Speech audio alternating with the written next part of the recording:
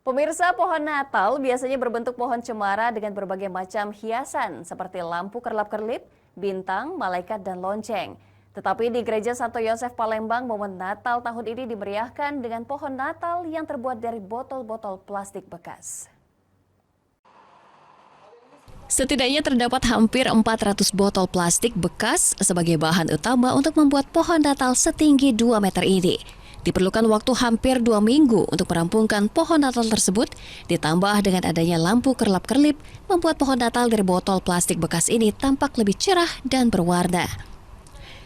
Menurut Romo Gono Pratowo selaku Romo Paroki Gereja Santo Yosef Palembang, pembuatan pohon Natal berbahan dasar botol plastik bekas ini diinspirasi oleh ajakan Bapak Paus pada tahun 2016 untuk memelihara lingkungan hidup dengan menggunakan barang-barang bekas. Salah satunya adalah memakai botol minuman plastik bekas. Romo Gono Pratowo menambahkan, dalam pengumpulan dan penyortiran botol-botol minuman plastik bekas ini sudah dilakukan sejak bulan Mei lalu. Ditambah dengan merangkai besi yang digunakan sebagai kerangka pohon Natalnya. Kita kembali harus memelihara lingkungan hidup. Ya, salah satunya adalah botol minum mineral atau plastik-plastik yang lain yang bisa dimanfaatkan.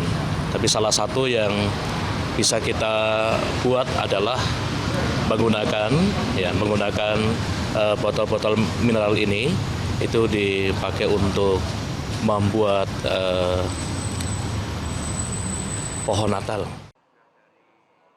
Dalam pembuatan pohon Natal dari botol minuman plastik ini tidak hanya dilakukan oleh umat Katolik saja, tetapi juga ikut dibantu oleh beberapa umat Buddha dan Hindu.